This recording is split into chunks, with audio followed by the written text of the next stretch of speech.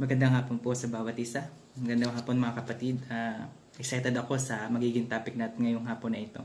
Bago tayo magsimula, tayo munang manalangin. Dakilan namin Panginoon, maraming salamat sa hapon na ito na pinagkaloob po sa amin. Maraming salamat Panginoon dahil muli kami makakarinig Panginoon ng iyong mga salita. Maraming salamat Panginoon dahil patuloy ang biyaya na pinagkakaloob po sa amin. Maraming salamat Panginoon dahil kahit na minsan kami nagkukulang, still faithful ka pa rin sa aming Panginoon. Maraming salamat Panginoon sa patuloy na kalakasan ay pinagkakaloob sa bawat isa. Dalayan ko po, O Diyos, na sa hapon po ito ay maranasan namin, Panginoon, ang iyong presensya. Dalayan ko rin po, O Diyos, na patuloy na pagkapuspos mo po ko ng iyong banal na spirito.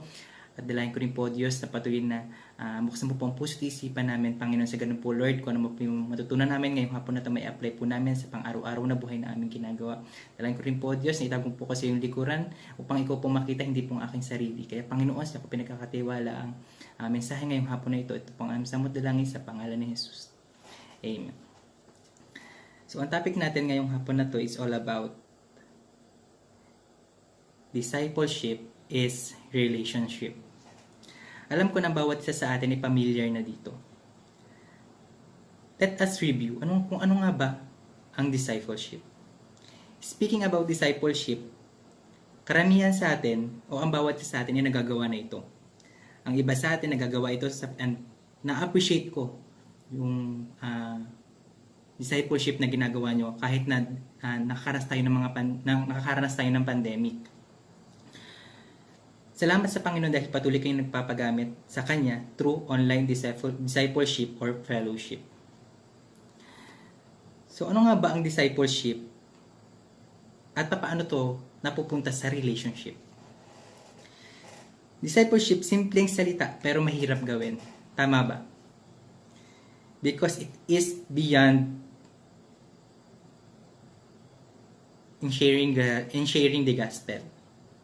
Hindi lang siya pagbabahagi ng salita ng Diyos na pagkatapos, tapos na. It is about relationship. It is about building relationship. Na kapag tayo ay nakapagbahagi ng salita ng Panginoon, hindi lang doon natatapos yun. Kailangan mag-build ka ng relationship para mas mapalapit siya kay God o mapalapit siya sa church, sa ating mga mananampalataya para mas makita niya or mas maranasan niya ang pagkilos ng Panginoon sa ating buhay. So ano nga bang relationship? Sino naniniwala sa inyo na ang relationship ay madali? Sino naniniwala sa inyo na ang relationship ay perpekto? Mga kapatid, walang perpektong relasyon, maging sa pamilya, sa trabaho, sa eskwelahan. Pero salamat dahil may Holy Spirit na binigay ang Diyos sa atin. Tayong lahat ng anak ng Diyos. At kung ikaw, tatawag mo na sarili mo ay anak ng Diyos, ang Espiritu ng Diyos ay nasa iyo at nasa akin. Tayo bilang mga mananampalataya, lahat tayo dumaan sa discipleship. May nag-share ng gospel sa atin, may nag-alaga sa atin, may nag-mentor sa atin. Kung nasaan man tayo ngayon, bilang mananampalataya, yun ay dahil sa Panginoon. Salamat sa Panginoon dahil may ginamit siya para makakilala ka. Hindi aksidente na nagkaroon ka ng personal na relasyon sa Panginoon. Dahil yung relasyon natin sa Panginoon ay pinakamagandang regalo sa atin ng Diyos. At kaya maraming salamat kay Pastor Eric, kay Tita Erica, at sa iba pang missionary na patuloy na nagpapagamit ng kanilang buhay para ibahagi ang Ebanghelyo sa ibang tao. Kaya tayo naririto ay dahil binahaginan tayo ng salita ng Panginoon at kaya tayo nagpapatuloy dahil sa biyaya ng Panginoon, dahil sa habag niya at dahil sa pag-ibig na patuloy na ipinaparanas niya sa atin. Tandaan natin mga kapatid na ang buhay Kristiyano ay hindi madali. Hindi porket naging Kristiyano ka na, mawawala na yung problema. Kung titingnan mo kapatid, di ba, naging Christian tayo, sakala mas pinoproblema natin ang problema. Hindi dahil hindi dahil nagkakaproblema tayo dati. Ngayon kasi, mas iniisip natin na ginagawa ng Panginoon yun o pinaparanas sa atin ng Panginoon para maging matatag tayo. Matatag tayo bilang tao, matatag tayo sa ating pananampalataya. Kaya mga kapatid, expect mo na once you are a Christian, expect mo na marami kang problema, marami kang pagsubok, marami kang trials and temptation na mararanasan. Pero dahil sa biyaya ng Panginoon, sa pag-ibig ng Panginoon na patuloy na ibinibigay sa atin, mapapagtagumpayan natin yun sa tulong at biyaya niya. Hindi naman sinabi sa salita ng Diyos na magiging madali ang pagiging Kristiyano. Sabi sa salita ng Diyos, in this world, you will encounter many troubles. Pero salamat dahil sinabi rin ng Panginoon, but take heart, I will overcome the world.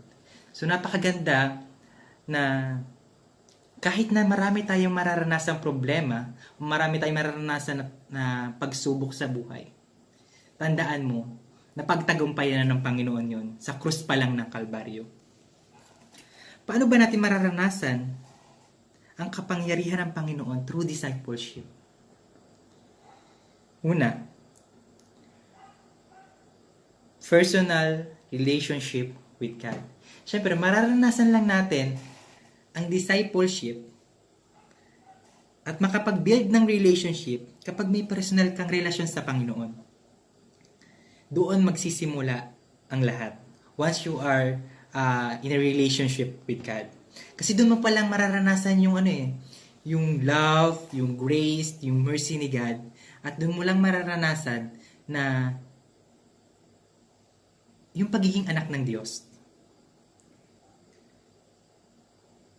Sabi sa Mark 2, verse 14 to 15, sabi sa Mark 2, verse 14, as he walked along, he saw Levi's son of Alphaeus sitting at his tax collector's booth. Follow me and be my disciple, Jesus said to him. So Levi got up and followed him.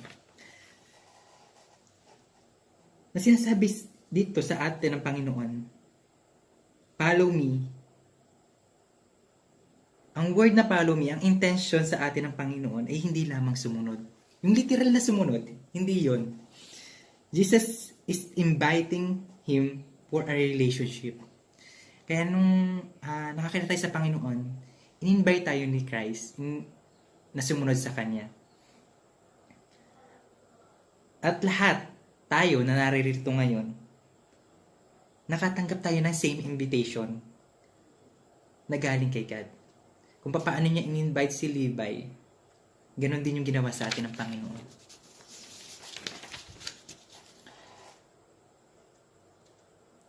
Nang tayo ay unang makakilala sa ating Panginoon bilang Diyos at tagapagligtas ng buhay natin, nakareceive tayo ng invitation. Follow me and be my disciple. When you say disciple, hindi ito katulad ng followers sa IG or sa Facebook na kapag may nagustuhan lang tayo, like lang. It is very different sa ating pagsunod sa Panginoon.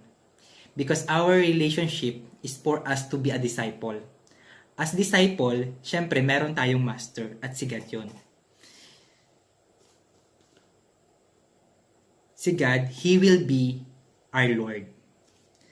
Nang sinabi ni God na follow me, meron ng change of direction para sa atin ng Panginoon. At naranasan natin ang pagbabagong ito nung tayo magkaroon ng personal na relasyon sa Kanya na unting-unting nababago ang ating buhay. Diba? Kung mapapansin natin, at kung talagang tayo tunay na anak ng Diyos, once na naka-receive tayo ng personal na relasyon sa Panginoon, naka-receive tayo ng salvation, unti-unti tayong binabago ng Panginoon. Sa personality natin, sa mga bagay na hindi natin ginagawa. Diba? Ako bilang mananampalataya nakakilala sa Panginoon, masasabi ko sa sarili ko na maraming binago sa akin ng Panginoon. Sobrang dami, hindi ko na maisa-isa. Dahil yung pagbabago ng Panginoon, araw-araw niyang ginagawa yun sa atin. Araw-araw minumuwal niya tayo, araw-araw binabasag niya tayo. Kaya araw-araw, marami mang problema ang dumaan, marami mang pagsubok ang dumaan. Tandaan natin, nandiyan ang Panginoon para sa atin. Kaya yung pagbabago na ginagawa sa atin ng Panginoon, pwede itong mag-encourage sa ibang tao. Tayo bilang nakatanggap ng personal na relasyon sa Kanya, pwede natin ibahagi iyon sa iba. Para maranasan nila yung pagbabagong naranasan natin. Para maranasan nila yung pag-ibig at biyaya ng Panginoon na pinaranas sa atin. Yung salvation na naranasan natin, malaking magiging impact na sa ibang tao kung patuloy lang natin i-share yun sa kanila. It is important na may alone time tayo with the Lord. So, paanong paraan ba tayo magkakaroon ng alone time with the Lord? Una sa prayer time natin. Kumusta ba mga kapatid ang prayer life natin o prayer time natin? Nakakapag-pray pa ba tayo? Or nakakapag-devotion ba tayo? Kumusta yung devotion time natin? Nagagawa ba natin everyday? Mahalaga ang dalawang ito o ang prayer time, devotion time o fellowship with the other believers para ma-nurture yung relationship natin with the Lord. Kasi tayo bilang mananampalataya, gusto ni God na magkaroon tayo, di ba, sa isang relasyon, pinaka-importante yung quality time. So, ganun din yung personal, mas higit yung relasyon natin sa Panginoon. Na dapat magkaroon tayo ng quality time sa Kanya. Kasi gusto rin ni God na magsabi tayo sa Kanya, na gusto rin ni God na kausapin natin siya everyday, gusto ni God na matuto tayo sa Kanya, gusto ni God na maranasan natin yung pag-ibig na patuloy niyang binibigay sa atin. Tayo bilang mananampalataya, bilang tayo ay nagkaroon na ng personal na relasyon sa Panginoon, maraming pribilehiyo ang binigay sa atin ng Panginoon. Unang-unang pribilehiyo na sambahin siya, pribilehiyo na siya ay kausapin 24 hours, pribilehiyo na tayo ay matuto sa salita niya, pribilehiyo na magkaroon ng mga kapatid sa pananampalataya, na tayo bilang mananampalataya, kailangan natin ng encouragement with the other believers. At yun yung pangalawa. Relationship to other believers. It is important in our discipleship journey because we encourage one another, we pray, and fellowship together. And kapag may problema tayo, pwede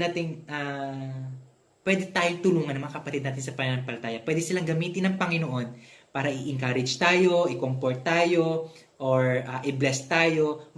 Sa maraming kaparaanan ng Diyos para tulungan tayo. Maaring ipadaan yun sa mga kapatid natin sa pananampalataya.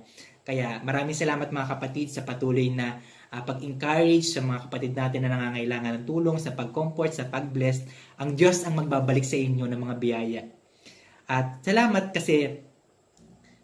sa Diyos dahil hindi niya tayo hinahayaang mag-isa sa mundong ito. Bagamat hindi natin siya nakikita, still may mga kapatid tayo sa pananampalataya na nakikita natin yung pagkilos ng Panginoon sa buhay nila. This relationship na makilala natin ang Panginoon sa ating buhay, kasi nakikita natin yung sabay-sabay tayong lumalago bilang mananampalataya. Sabay-sabay tayong nag-grow sa relasyon natin sa Panginoon.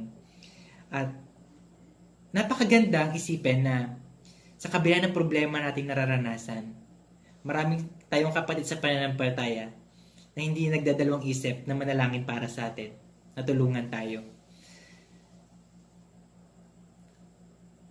At maraming salamat sa Panginoon dahil kahit na nagkaroon tayo ng pandemic, hindi pa rin niya tayo pinababayaan. Nandiyan pa rin yung mga kapatid natin na patuloy na sumasama sa atin manalangin, sumasama sa atin sa fellowship, na hindi naging hadlang ang pandemic para tayo ay magtipon-tipon at para tayo ay magkaroon ng fellowship together na para mas maging fire yung faith natin kay God sa pamamagitan ng buhay ng bawat isa. Kaya mapalad tayo bilang mananampalataya. Meron tayong mga kapatid na mapapagkatiwalaan, meron tayong mga kapatid na masasabihan ng problema, meron tayong mga kapatid na patuloy na nangangamusta sa atin kung ano ba yung kalagayan natin. May mga kapatid tayo na hindi nagsasawa na sumuporta sa gawain ng Panginoon. At yun yung pinakamahalaga, na dapat tayo bilang mananampalataya, dapat tayo ay patuloy na sumusuporta sa gawain ng Panginoon. Patuloy tayong maliit na bagay man yan na maitutulong mo sa ating sambahan o sa ating church, ay malaki na yon sa paningin ng Panginoon. Hindi sukatan kung gaano kaliit o gaano kalaki yung maitutulong natin sa gawain ng Panginoon. Ang mahalaga, bukal sa kalooban natin bilang mananampalataya ang sumunod at tumulong sa gawain ng Panginoon. Tutulad ng prayer fellowship, ng Sunday service, pagdating sa tithes and offering. So, yung mga bagay na yan, maaring i-bless tayo ng Panginoon kung patuloy tayong magiging tapat sa Kanya. At tayo, bilang disciple tayo o bilang mentor tayo, alam na natin yung katotohanan. At alam na natin kung ano yung tama. Kaya bilang mga kapatid ko sa Panginoon, gawin natin kung ano yung tama at kung ano yung kalooban ng Panginoon sa atin. Pangatlo, relationship to non-believers. So yung relasyon natin sa mga hindi mananampalataya. Huwag tayo maging choosy pagdating sa discipleship o sa i-disciple natin. Bawal ang choosy sa discipleship. Di ba, ang Panginoon, hindi naman siya naging choosy kahit na yun ay, hindi niya tinitingnan yung estado ng buhay, hindi niya tinitingnan yung kung gaano karami yung kasalanan. So tayo bilang mananampalataya, tayo, pinili tayo ng Panginoon. Para mas strength yung faith natin kay God, gagamitin tayo ng Panginoon para i-disciple yung ibang tao.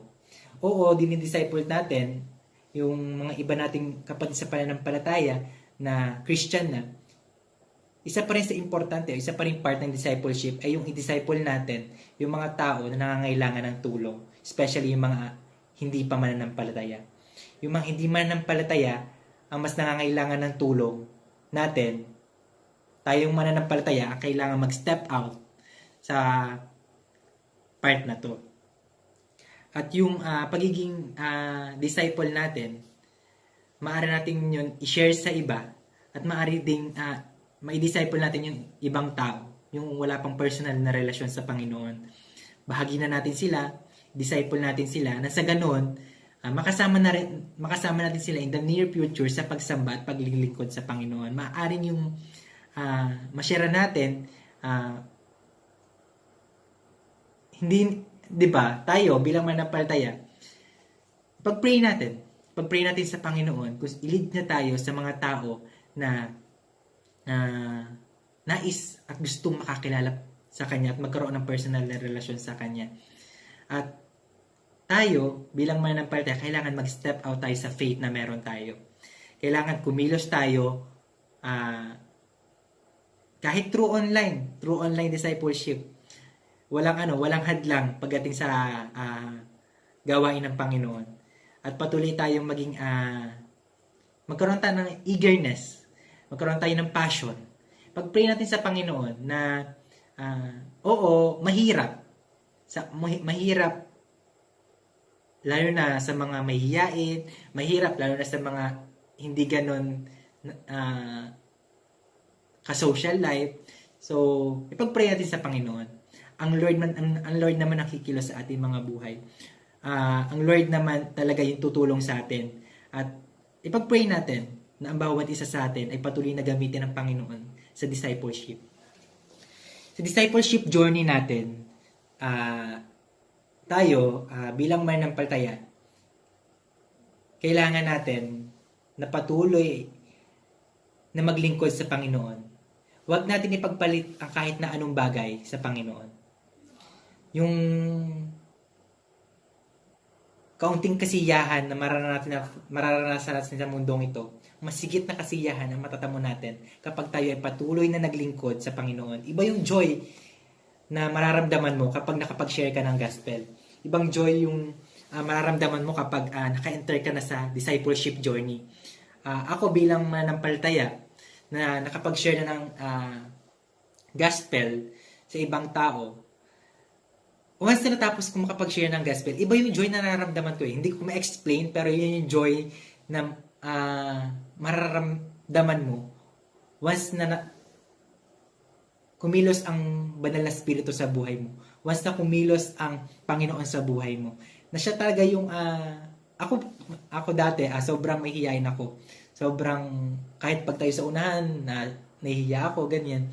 So, dahil sa tulong at biyaya ng Panginoon, unti-unti niya akong tinulungan. Hanggang sa nakapag-share ako ng gospel, hanggang sa nakapag-train din ako, discipleship journey din ako. Salamat sa Panginoon, walang imposible sa Kanya kung tayo mismo susunod sa Kanya ng buong puso, buong lakas. Sabi nga, habang bata pa tayo, gawin na natin to. Huwag natin hintayin na maging huli na yung lahat. At habang bata pa tayo, habang nasa tayo, mga kabataan, sabi tayo ang pag-asa. Nasa atin ang pag-asa. Maraming makakilala sa Panginoon kung patuloy natin ipapagamit yung buhay natin sa Kanya. Kaya kahit nasa bahay tayo, nasa trabaho tayo, magalat lang tayo ng time. Oras at panahon ang importante. Para tayo ay makapag-disciple, para tayo ay makapag-share ng gospel sa ibang tao, para makapag-encourage tayo ng ibang tao, para makapag-comfort tayo sa mga nangangailangan ng care natin. Sabi nga, maganda yung prayer, care, share. So, simulan natin sa panalangin. Then, pakita natin sa kanila yung care natin. Then, kapag naramdaman na, nakapag-build tayo ng relationship, doon na natin i-share yung gospel. So, maraming kaparaanan ng Diyos na ibinigay sa atin at wala tayong lusot o walang magiging hadlang kung talagang nanaisin ang puso natin, kung talagang nanaisin natin na kumilos para sa gawain ng Panginoon. Sa gawain ng Panginoon, doon mo mararanasan yung pagbabago, yung pag-grow natin spiritually, yung pag-mature natin spiritually. So, yun, maraming bagay ang nais ituro sa atin ng Panginoon. Kaya tayo bilang mananampalataya na nagkaroon ng personal na relasyon sa Kanya, kailangan natin talaga na maging tapat at kailangan natin talaga ipagkatiwala sa Panginoon yung mga bagay-bagay. Ulitin ko, bilang tayo nagkaroon ng personal na relasyon sa Kanya, kailangan natin mas mag-build ng relationship sa Kanya, mas mag-build ng relationship sa atin, sa bawat mananampalataya, at mag-build ng relationship sa ibang tao. At hindi natatapos dito yung discipleship. Kahit na yan ay nakakilala sa Panginoon, kahit na yan ay nakapag-disciple na sa ibang tao, still kailangan pa rin natin yung discipleship journey. Kahit na tayo mananampalataya, kailangan pa rin natin ng tulong ng bawat mananampalataya para tayo ay makapag-encourage, para tayo ay makapag-pray together, para tayo makapag-fellowship together. Kaya maraming salamat dahil patuloy tayong tinutulungan ng Panginoon sa bagay na ito. Sige tayo manalangin. Dakila lang yung Panginoon na maraming salamat sa iyong salita na narinig namin ngayong hapon na ito. Maraming salamat Panginoon dahil marami ka itinuro Panginoon sa amin. Maraming salamat Panginoon sa salvation na ipinagkaloob mo sa amin. Maraming salamat Panginoon dahil isa kami sa napili mo para maging anak. Dalahin ko, O Diyos, na tulungan mo po kayo Panginoon na mag-step out sa faith na meron kami. Tulungan mo kayo Panginoon magkaroon ng passion, eagerness Panginoon na i-share yung salita mo sa iba. Dalahin ko rin Panginoon na patuloy na naranasan namin Panginoon ang iyong pag-ibig, biyaya at habag. Dalahin ko, O Diyos, na patuloy na naisin Panginoon puso namin na i-share yung pag-ibig na naranasan namin, Panginoon. Yung love na naranasan namin, yung grace na naranasan namin sa ibang tao. Kaya, Panginoon, tulungan mo po kami. Tanggalin mo sa amin ang hiya, takot at kaba para ma-share namin, Panginoon, ang iyong salita sa iba. Dahil ko, Diyos, na patuloy na pagkapuspusin mo kami, Panginoon, ng iyong banal na spirito. Patuloy na maranasan namin, Panginoon, ang iyong presensya araw-araw. Kaya Diyos, sa iyo na ipagkakatiwala ang lahat na ito. In Jesus' name I pray. Amen. Salamat mga kapatid.